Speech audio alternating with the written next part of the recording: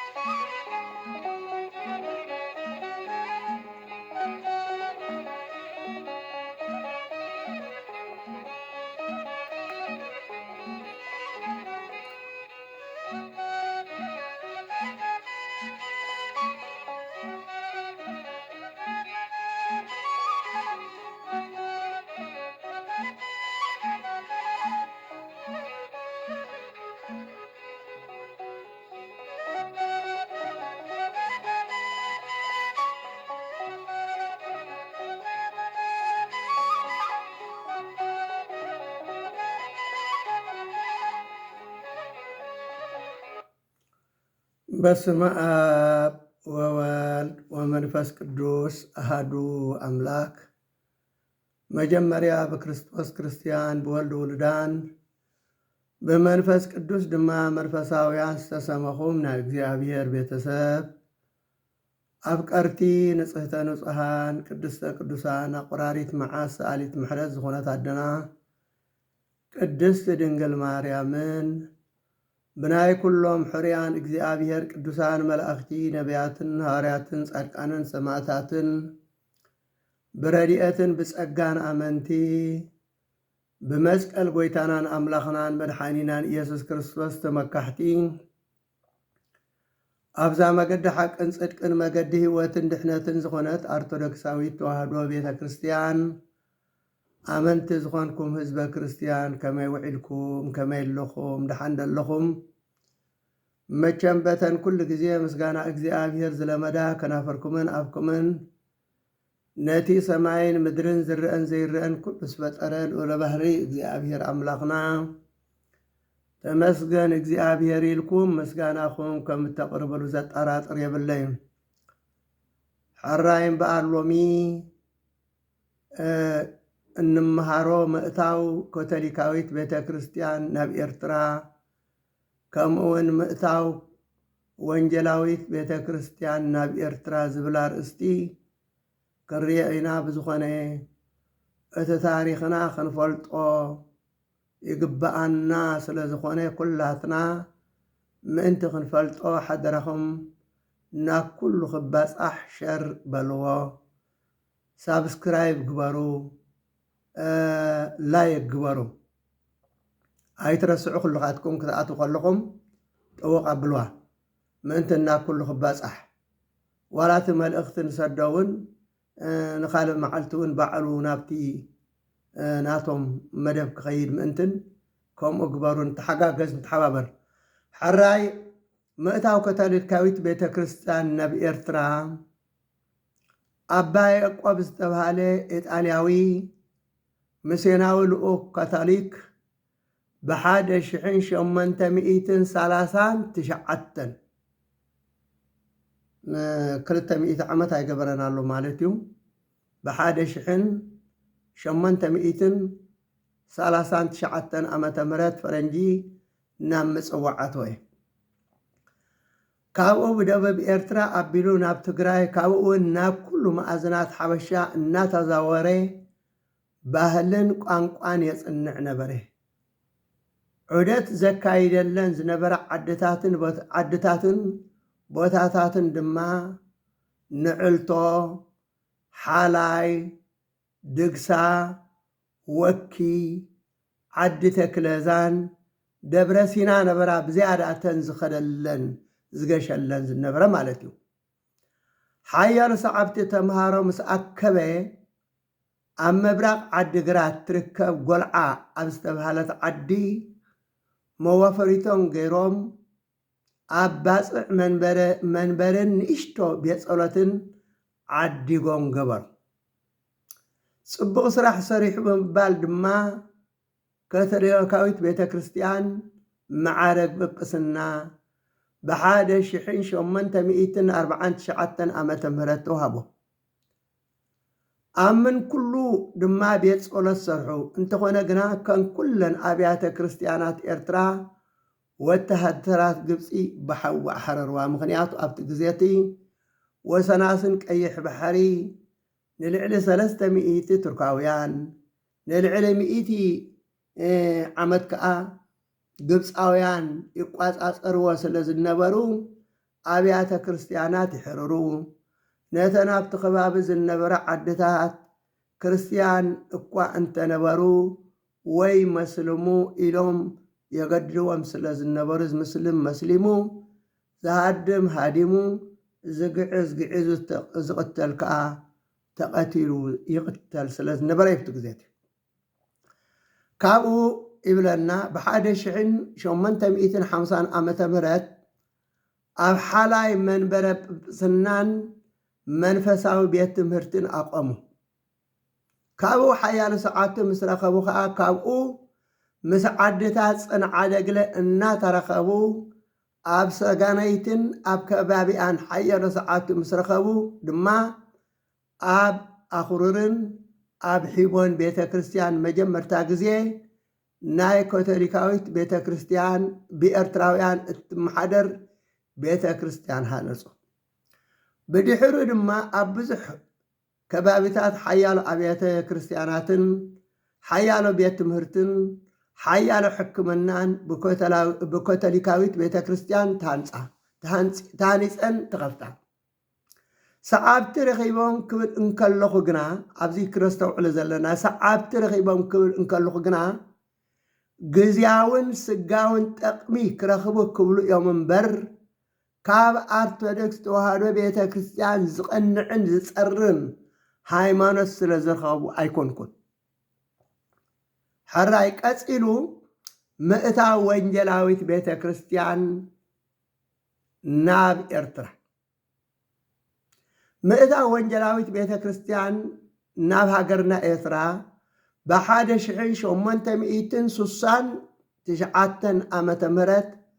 3000 ወደናውያን ወንጀላውያን ምስዮን ናብ ምጽዋዓተው እሞ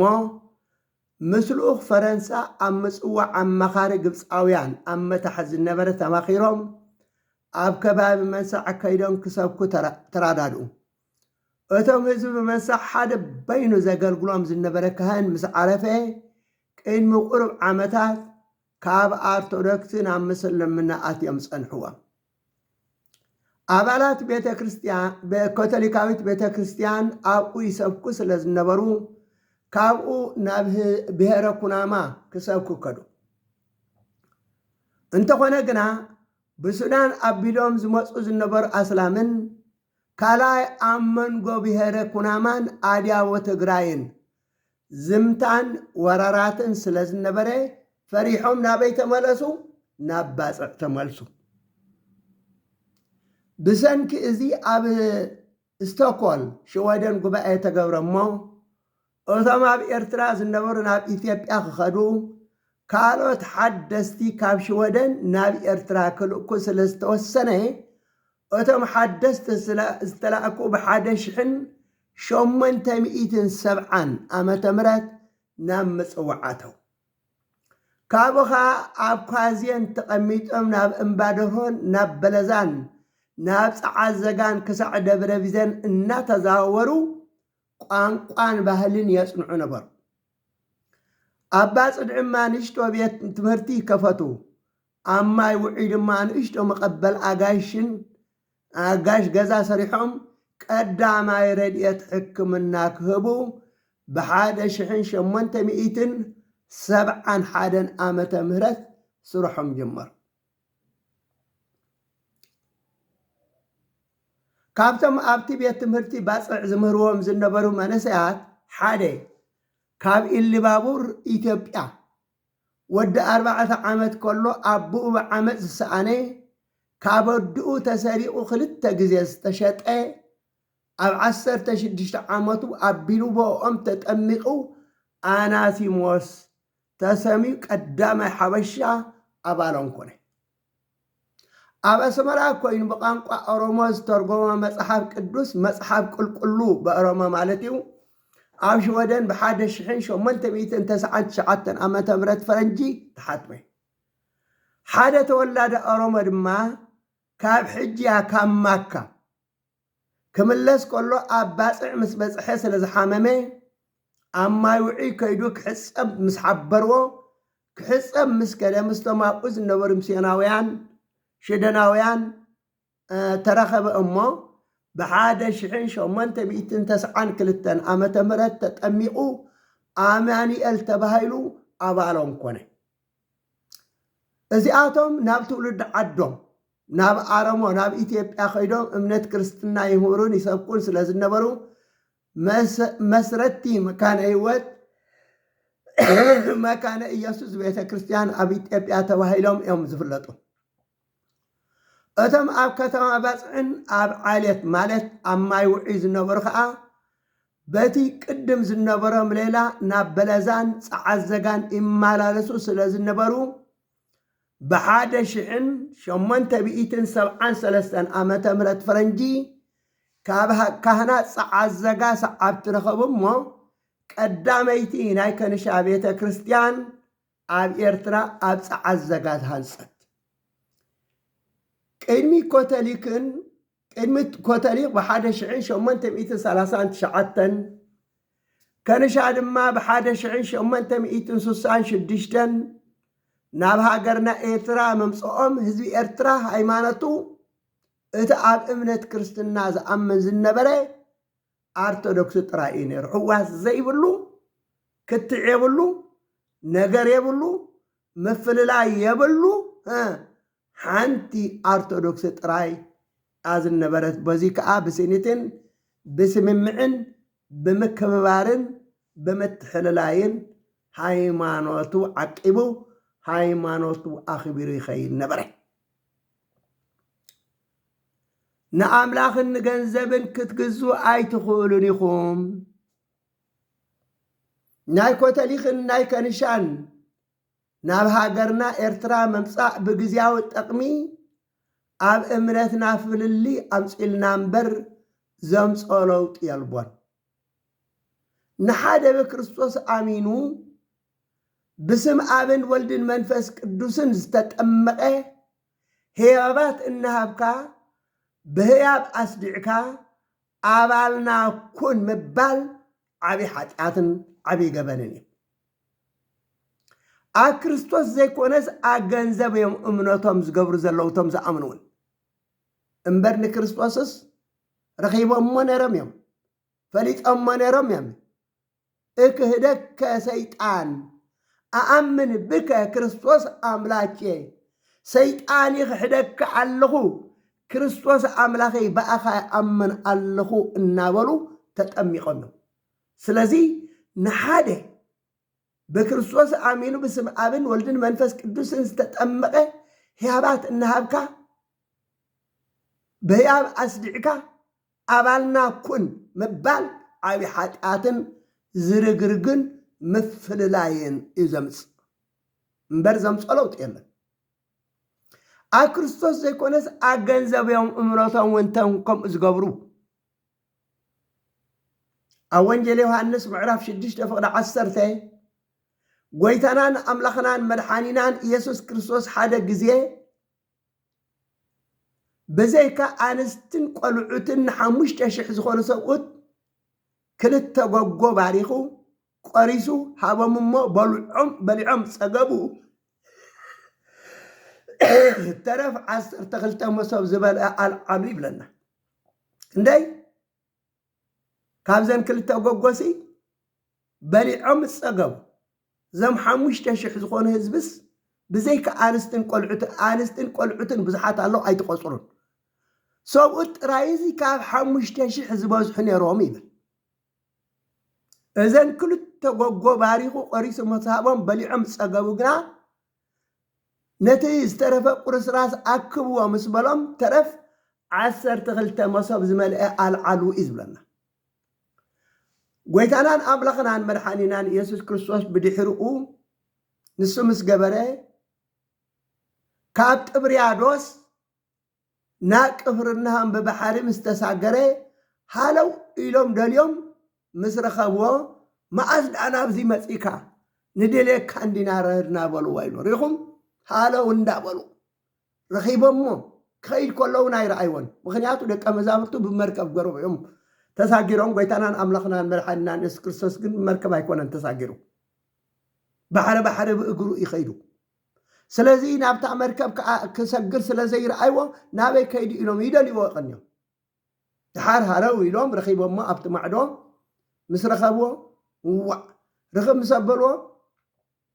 مسرخبوه ما أزد أنا بزي مسيكا ندير يكان دينا نرنا بلو قويتانا أملاخنا مرحانينا يسوس كريستوس كأبزي زمال سلام ملاش نشتو علنتا يبلو ها أقصر عسران شدشتن يسد ما اتدالين زلهم انجرى بلعكم سلس أقبكم قبلو ريكم اتدالين زلهم زي تأمرا سلس رأخم دحنا سلس دلهم زي كونس انجرى بلعكم سلس أقبكم يقوم سلسي إزام ሃይማኖቶም ዝልውጥ ዘለው ከዓ ንክርስቶስ ደልዮም ዘይኮነስ ክዳን አሎ ስርና አሎ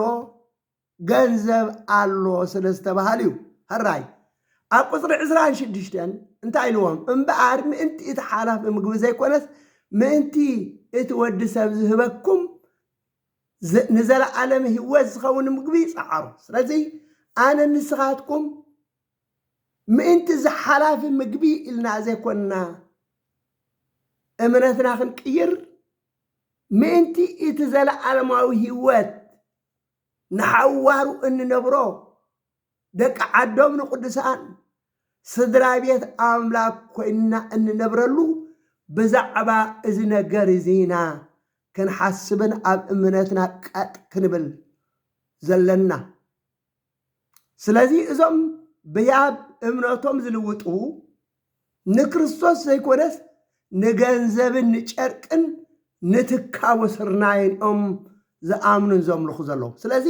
እዚ ከምዚ ምግባር ከዓ ንክርስቶስ ኣይኮንካን ንምንታይ ደኣ ንገንዘብ ንጨርቂ ንትካቦ ስርናይ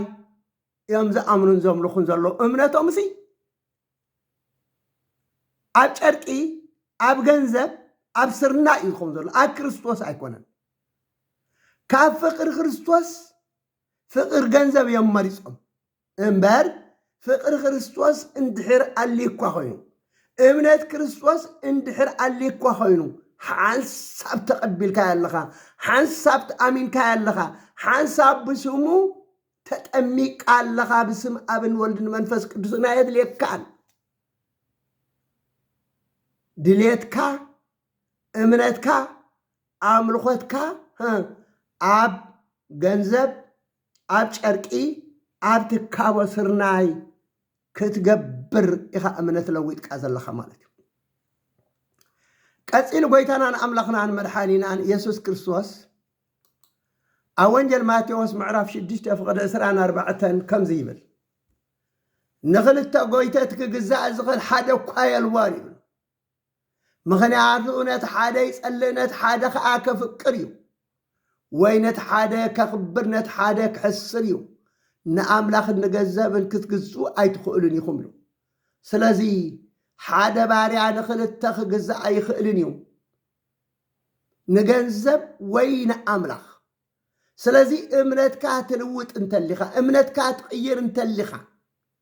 ንኣምላኽ ዘይኮንካስ ንገንዘብ ኢልካ ኢኻ ትቕይሮ ዘለኻ ስለዚ ንገንዘብ እምነት እንተሊካ ከዓ ንኣምላክ ከተስምሮ ኣይትኽእልን ኢኻ ፍቅሪ ገንዘብ እንተሊካ ንኣምላክ ከተስምሮ ኣይትኽእልን ኢኻ ስለዚ ዋላ ጎይታይ ጎይታ ይበል ዋላ ኣምላኸ ኣምላኸ ይበል ዋላ ዘምር ዋላ ቀድስ ፍቅሪ ገንዘብ እንድሕሪ ኣብ ልብኻ ኣልዩ ንኣምላክ ከተኽብሮ ኣይትኽእልን ኢኻ ቀፂሉ ጎይታናን ኣምላኽናን መድሓኒናን ኢየሱስ ክርስቶስ ኣብ ወንጌል ማቴዎስ ምዕራፍ 7 ፍቅዲ 21 ፍቃድ እቲ ኣብ ሰማይ ዘሎ ኣቦይ ዝገብር ደኣ እምበር ጎይታይ ጎይታይ ዝብለኒ ኩሉ ናብ መንግስተ ሰማያት ዝኣቱ ኣየምሰልኩም ይብል ፍቃድ እግዚአብሔር እንታይ እዩ ድልየት እግዚአብሔር እንታይ እዩ ካብ ፍቅሪ ገንዘብ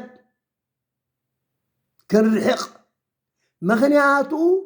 ፍቅሪ ገንዘብ እንተሊና ፍቅሪ ወርቂ እንተሊና ፍቅሪ ጨርቂ እንተሊና ፍቅሪ ብትካቦ ዝመፀ ስርናይ እንተሊና ንኣምላክ ከነሕጉሶ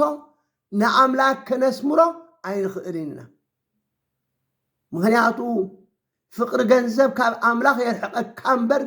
ናብ ኣምላኽ ንገንዘብ ዘፍቀረ ዘበለ ኩሉ ካብ ኣምላኽ ይርሕቕ እምበር ናብ ኣምላኽ ክመፅእ ዝመፀ ዋላ ሓደ እኳ ኣብ መፅሓፍና ይብልናን ንገንዘብ ዝፀልኡ ንገንዘብ ዝመነኑ ግና ምስ ኣምላኾም ፍቅሪ ክሕዞም ከሎ ኢና ንርኢ ስለዚ ፍቃድ እቲ ኣብ ሰማይ ዘሎ ኣቦይ ዝገብር ደኣ እምበር ጎይታይ ጎይታይ ዝብለኒ ኩሉ ናብ መንግስተ ሰማያት ዝኣቱ ኣይምሰልኩም ይብል ሐዋርያ ቅዱስ ጳውሎስ እውን ከምዚ ይብል ፍቅሪ ገንዘብ ሱር ኩሉ ክፍኣት ይብል ፍቅሪ ገንዘብ ሲ ሱር ኩሉ መንቂ ሱር ኩሉ ክፍኣት እዩ ይብል ኣቀዳማይ ጢሞቴዎስ ምዕራፍ 6 ካብ ፍቅዲ 6 ክሳብ 10 እንታይ ይብል የኣኽለኒ ምባል ሰፎላ ሃይማኖት ዓብይ ረብሓ እዩ እንታይ የኣኽለኒ ተመስገን በቲ ዘለካ ንኣምላኽ ተመስገን ክትብሎ ኣለካ እምበር ገንዘብ ይርከብ እዩ ክዳን ይርከብ እዩ ስርናይ ይርከብ እዩ ኢልካ ሃይማኖትካ ትቕይር ሃይማኖትካ ትልውጥ እንተሊኻ ፍቅሪ ገንዘብ ሱር ኩሉ ክፍኣት እዩ ንኣምላክ ከተስምሮ ኣይትኽእልን ስለዚ የኣኽለኒ ምባል ሰፋና ሃይማኖት ዓብይ ረብሓ እዩ ምክንያቱ ኢሉ ናብ ዓለም ዘምፃእናዮም ሓንቲ እኳ የበልናን ኢሉ ኣነ ንስኻትኩምን ክንውለድ ከለና ከምቲ ኢዮብ ኩሉ ዘለዎ ጥሪቱ ዘመቲ ወረርቲ ምስ ወሰድዎ ደቁ ከዓ ኣብ ሓደ ገዛ ከለዉ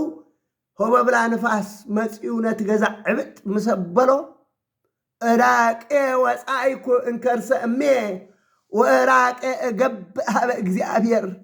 كما سن اديك وس كلخو تراي كدان كاين برنن حجها تراي ناب اكزيابير املاخيك مس خيت اكزيابير يبن يرو اكزيابير كاوسيدو الى زمسغنه ها نحنا ولا دخاتات انتخنا كم إيوب تمسجن كريبليز قبعنا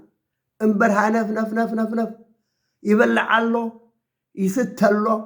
كلان الله جنزب الله شرك الله سرنا الله هيابات الله إلك تقعد انتخوين كان إجزاء كتا اسمه فسمعي كانن كان عالم كن وصلوا نخلون حنت كايلبن وين كن موت كلنا حزنا نخيد نهبتنا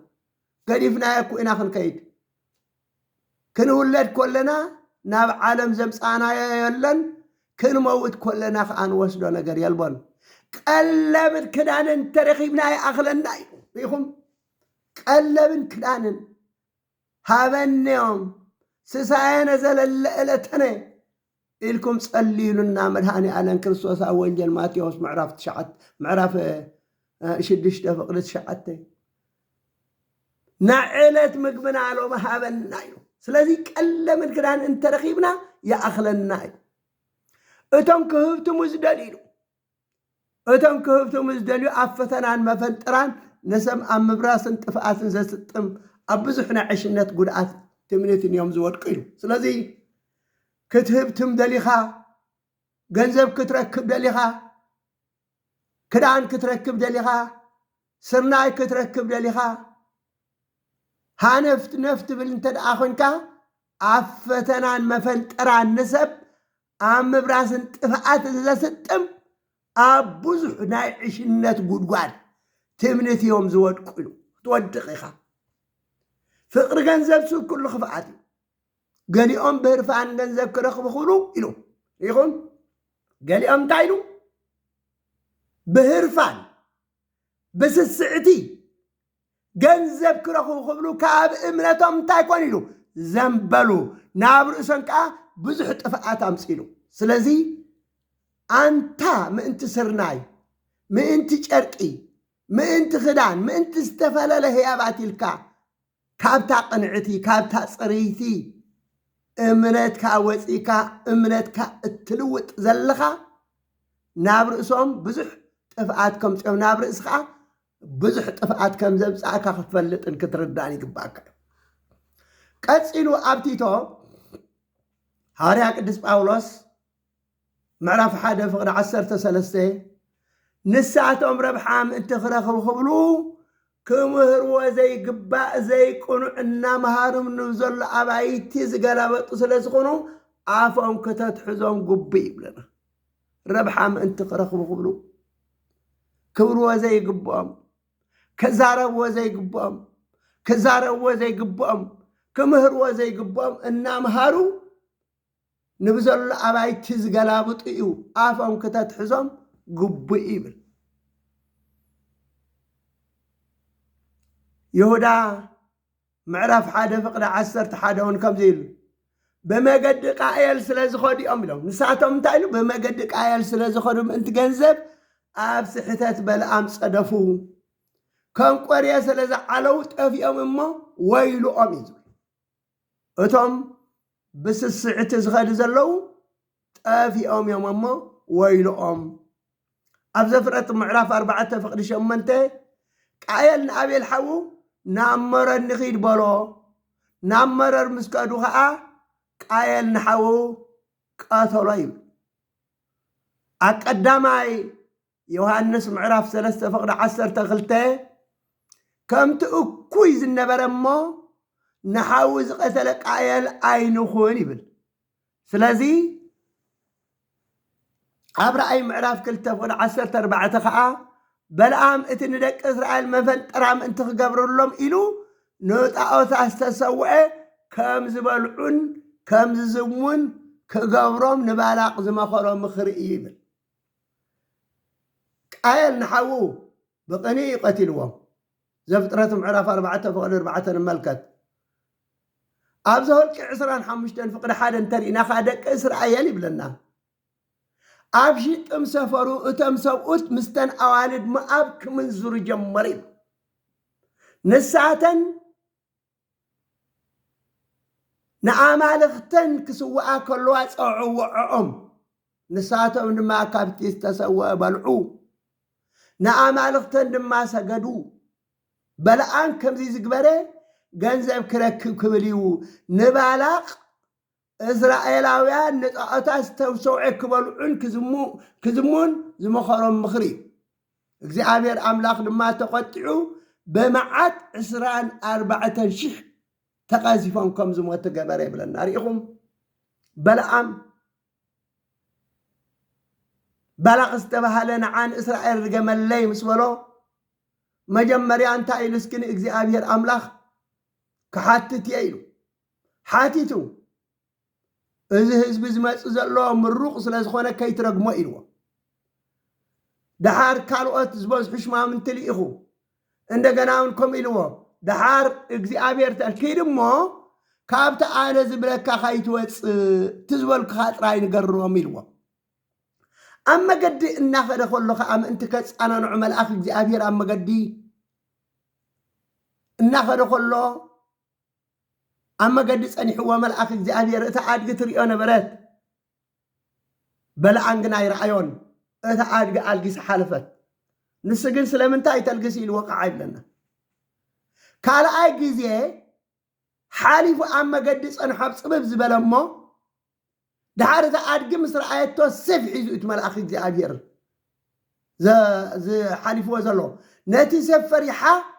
መንደቕ ስለ ዝነበረ ናብቲ መንደቕ ተፀጊዓ ክትከይድ ኮላ ናብቲ መንደቕ እግሩ ኣራፀመቶ ድሕሪ ሽዑ ብበትሪ ገይሩ ወቕዓ ይብለና ወቂዑ ናብ መገዲ እንታይ ኮይና ኣተልግስ ምክንያቱ እቲ መልኣኽ እግዚኣብሔር نتا أدقي الرأي الله نبلع أننا الرأي نزلو دحار كابو مسحالفة أبس أبي محلف زي بالله دو إلوس أنا حمو دحرش عوي أدقي محلف 3 سنوات بات بلد دحرش عتقط عبال عام وريدو بكا كنت مكبرة وأنت أجرك أتوقع عني ولا وشلا سيف أنت زهلوني لوا حج مقنت أبكو خنيري سلامت أخت الله قلت الله يزلخي كل التجزية ما قد فيكي كدكي حج أما قد دك إسكي إلو مستقطع دحرشو تمال آخر جزء أبير أملاق ترى أمه دحرشو مصر أيو فق ميلو سجدة يبلنا فق ميلو سجدة وشلا هج أنت تحلف نتأدي به وتا قالي فأنا أخا قنت بكبلا كايلنا ريلو تمال أخ مشم حراي ويتا إنتايو كجبري لو كيد مخاد أنت قاين جنت تأنكخ إذا ما هزبزي يوم أبير أملاخ زمرقهم مرقات يوم كي ترجمهم كابت أنا زبلك حنت نجر كي تحلف له دحرش عمشان مسواتي يسوي إتنا تاريخنا وحيو صلاته مساب صحيح بابتصم تراي صبق يرأيو سمع عسكي رقم اللي أنت بالقاس كتمرقهم إلو بالق مستقطع بل أنا حنت مخرج كاين كان أنا خرج ما أي خلني أبير أملاك زمرقه هزبي سلزي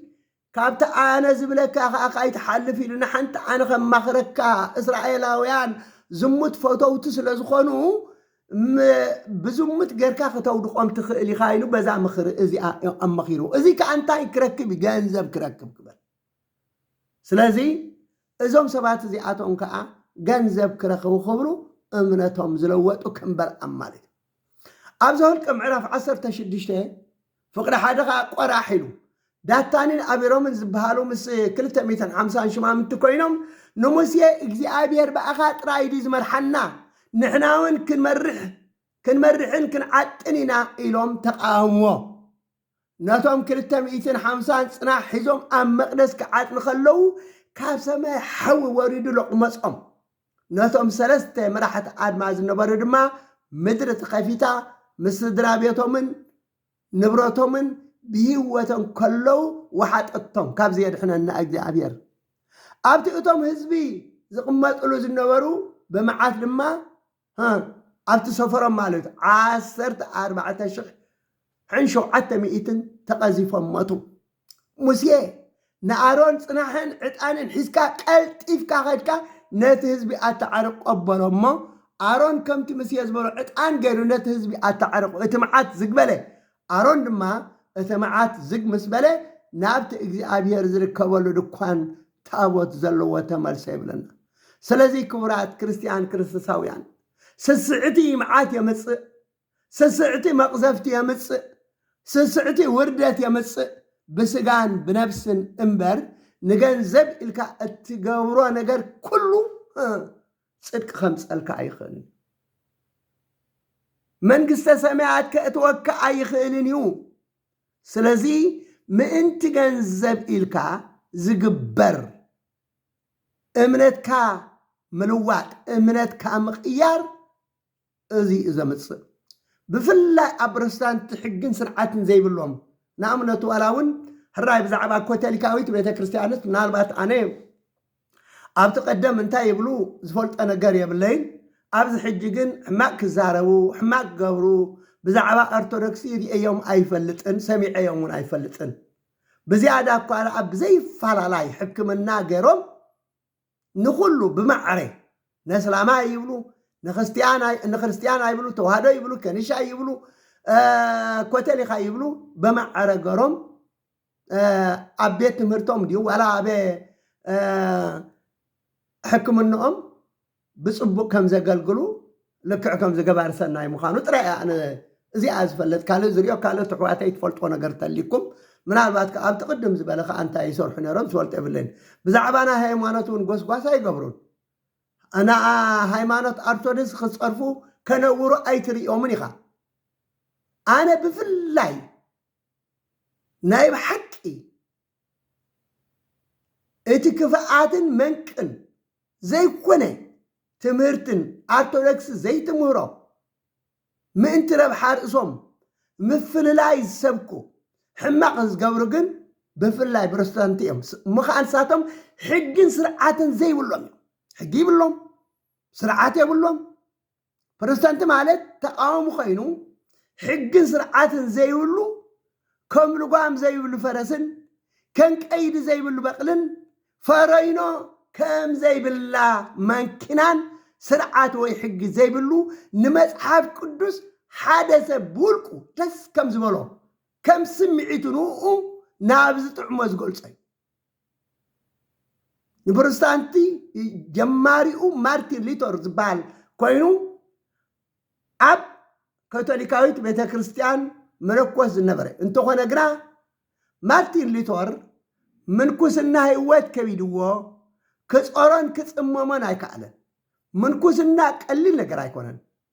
ካብ ትፈትዎምን እተፍቅሮምን ስድራ ቤትካን መሓዙትካን ተፈሊኻ ኣብ ገዳም ንጥሜትን ንጽምእን ንዕርቃንን ንቁርን ተጻዊርካ ብዓቐን እናበላዕካ ኣብ ጾምን ጸሎትን ስግዳትን ተጸሚድካ ትነብረሉ ህይወት ከቢድ ስለ ዝኾነ ክጻወሮ ወይ ክጽመሞ ኣይከዓለን ተታዒሱ እስከ ሓንቲ ነገር ክትነግረኩም እሲ ሓንቲ ዛንታ ምዛናይ ሉተር ትኸይዳ ሓንቲ ፈላሲት መነኩሴ ነበራ ክነብራ ምንኩስና ህይወት ምስ በርትዐን ኣዝየን ጸለኦ እሞ እታ ኣብ ርእሰን ዝነበረት ቆብዕ ከመይ ገረን ካብ ርእሰን ከም ፀውፃ ኣውፅአን ከም ዝኣሊኣ ብዙሕ ይሽገራ ነብራ ምክንያቱ ከቢዳተን እዛ ቆብዕ እዚኣሲ ከመይ ገሪኢ ካብ ርእሰይ ከውፃ ኢለን ጸሊኦን ኣነ ክገድፎ ኣነ ደልየን ዘለዋ ግን እታ ቆብዕ ዓዋፃፃ በቃ ከቢዳተን ከመይ ገረን ካብ ርእሰን ኣውፅአን ከኣሊኣ ብዙሕ ይሽገራ ነብራ ሓደ መዓልቲ ካብ ዕለታት ሓደ መዓልቲ እናኸዳ ከለዋ ነታ ቆብዕ ገረብ ካብ ርእሰን ኣትርፍ ኣበላሞ እንታይ ገበራ ነታ ቆብዕ እዚ ገረብ ካብ ርእሰን ኣትርፍ ኣበላሞ ድሓር እተን ፈላሲት ኣብ ርሑቕ ደው ኢለን ከይሓዝኣ ደጋጊመን ኣትንዒ በላ እታ ቆብዕ ከዓ ኩላትና ከም ንፈልጦ ፀውዒ ከዓ ክትመፅእ ኣይትኽእልን ክትመፅእ ስለ ዘይከኣለት ክትመፅእ ኣይከኣለትን ድሓር እተን ፈላሲት እንታይ ገበራ እንቋዕ ደኣ ኣነ ባዕለይ ኣበኹኹን እምበር ባዕልኽን ተኣብኺስ ክልብ በሊ ኢለን ገዲፈን ኣኸዳ ይበሃል ስለዚ እዚ ማርቲን ሉተር ከዓ ቆብዑ ደርቢዩ ምንኩስና ህይወት ምስ ጸልዐ ቆብዑ ደርቢዩ ንሓንቲ ካትሪና እትበሃል ኣብ ምንኩስና ህይወት ምስኡ ትነብር ዝነበረት ፈላሲት ሒዙ ናብ ናብራ ዓለም ተመልሱ ምስኣ ሓዳር ገይሩ ቆልዑ ወሊዱ ይነብር ነበረ እሞ ኣብቲ ግዜቲ ካቶሊካዊት ቤተ ክርስቲያን ኣብ ሮማ ዓብዪ ቤተ ክርስቲያን ብስም ቅዱስ ጴጥሮስ ተስርሕ ስለ ዝነበረት ገንዘብ ምስ ወሓዳ ቲኬት ቆሪፃ እዚ ናብ ገነት መእተዊ ኢላ ትሸይጥ ነበረት ነቲ ዝገበሮ ስሕተት መኸወሊ ወይ ምሕቢእ ክኾኖ ኣብ ልዕሊ እታ ቤተ ክርስቲያን ብዙሕ ነጥበታት ኣልዒሉ ተቃወመ ይብለና ስለዚ እዚ ከዓ ተቃውሞ ቲኬት መእተው ናብ መንግስተ ሰማያት እንተተባሃለ እኮ ምክንያቱ ምጽዋት ናብ መንግስተ ሰማያት እትወካ እዩ ኣማ ናብ መንግስተ ሰማያት እትወካ እዩ ንጭኑቃት እንተብሊዕካ ንዕሩቃት እንተኸዲንካ ንዝፀመአ እንተሂብካ ጋሻ ኮይኑ ንዝተቐበልካ ከምኡውን ኣማሃ ንቤተ ክርስቲያን ህዝበ ክርስቲያን ተኣኪቦም ክጽሊሉ እንተ ደኣ ካብቲ ዘለካ ሂብካ መጽሓፍትና ቃል ኪዳን ከም ዘለዎ እዩ ዝኣምነና ስለዚ ንሱ ግን ከም ሓደ ዓብዪ ገበን ገይሩ ቲኬት መእተው መንግስተ ሰማያት እናበለት ሸይጥ ኣላ ኢሉ ዓብይ ኣብ ህዝቢ ምፍልላይ ገበረ ስለዚ ክቡራት ክርስቲያን ክርስቶሳውያን ምእታው ካቶሊካዊት ቤተክርስቲያንን ወንጌላዊት ቤተክርስቲያንን ናብ ሃገርና ኤርትራ ናብዚ ኣማጻጽኦም ከምዚ ድሕሪ 1900 ዓመታት دا غانا 150 ዓመታት ጋና ኣይገበሩን ኣለዎ ማለት እዩ ከባቢ 150 ዓመታት እዩ ምእታኦም ዝኸውን ዘሎ ስለዚ እዚ ጋሻ ትምህርቲ ሓድሽ ትምህርቲ ኣቦታትና ዘየጽንሑልና ሎምን ኣና ኣብ ይሕምሰና ኣሎ ይዘርገና ኣሎ ኣብ እምነታና ምፍልላይ ኣብ ቤተ ክርስቲያን ሰላም ዘይብሉ ኣብ መገዲ ሰላም ዘይብሉ ኣክንድን ክርስቶስ ጥራይ ብጸሎት ትቀርቦ ክትዕ መካትዕ መጽሓፍ ቅዱስ ሲ ናብ መንግስተ ሰማያት መውረሲ ድሕነት መውሃብ ኣንበር መካትዕ ኣይኮነን ስለዚ ብዝያዳ እዞም ፕሮቴስታንት ዝበሃሉ መጽሐፍ ቅዱስ ሓንቲ ጠቕሲ ሒዞም ሰብ በስመ አብ ወወልድ ወመንፈስ ቅዱስ ሲሉ ጸሎት ከይገብር ናብ መንግስቲ ኣምላክ ከይኣቱ ኣብ ሕልንኡ ኣብ ኣእምርኡ ናይ ክትዕን ናይ ህልኽን ገይሮሞ ይነብሩ ኣለዎሞ ስለዚ ሕጂ ካብዚ ከምዚ ዝኣመሰለ ክንድሕን ይግብኣና ነዞም ከምዚኦም ዝኣመሰሉ ነውበሉ ኣየድልን ይኽትዕ ክንብሎም ይግብኣና ንሕና ሓንቲ ኣና ናብ መንግስተ ሰማያት ከተእትወና ትኽእል ብስሙ ኣሚንና ተጠሚቕና እንተ ጸምና እንተ ጸሊና እቲ ዝገበረልና ውዕለት እናዘከርና ኣምላኸይ መድሓንየይ ምእንታይ ምእንቲ ድሕነተይ ክትብል ካብ ሰማያት ካብ ትልዑል መንበርካ መጺካ ካብ ኣደና ቅድስቲ ድንግል ማርያም ካብ ስጋኣ ስጋ ካብ ነፍሳ ነፍሳ ወሲድካ ሰብ ኮይንካ ኣብዚ ዓለም እዚ ን33 ዓመታት ተማላሊስካ ጠሚኻ ጸሚእካ ዓሪቅካ ቆሪርካ ተገፊዕካ ተሰዲድካ ኣብ መስቀል ተሰቂልካ በቲ ኣብ መስቀል ዝሓዘ ደምካ በቲ ኣብ መስቀል ዛረየ ደምካ በቲ ኣብ መስቀል ዝፈሰሰ ደምካ ንኣይ ህይወት ይብካኒ ድሕነት ይብካኒ ናብ መንግስተ ሰማያት ከኣቱ ድልው ገርካኒ ኢኻ እናበልና በዚ ክነመስግን ይዝግብኣና እምበር ኣኬቲ ኣብ ቋንቋ ክንነብር ኣይግብኣናን ስለዚ ንሎሚ ኣብዚ ከኣኽለና እዩ ዳሕራይ መዓልቲ ግን ብስፍሕ ዝበለ ብዛዕባ ፕሮቴስታንቲ እንታይ ይገብሩ እንታይ እሞ ዝብሉ እቲ ሕግን ስርዓትን ዘይብሎም ፍኑይ ምዃኖምን ብዛዕባ እዚ ሒዘ ሓደ መዓልቲ ክቐርብ እየ ሓራይ ጽኒልኩም ስለ ሰማዕኩምኒ የመስግን ጸጋ ጎይታናን ኣምላኽናን መድሓኒናን ኢየሱስ ክርስቶስን ፍቕሪ ኣምላኽን ሕብረት መንፈስ ቅዱስን ምስ ኩላትና ይኹን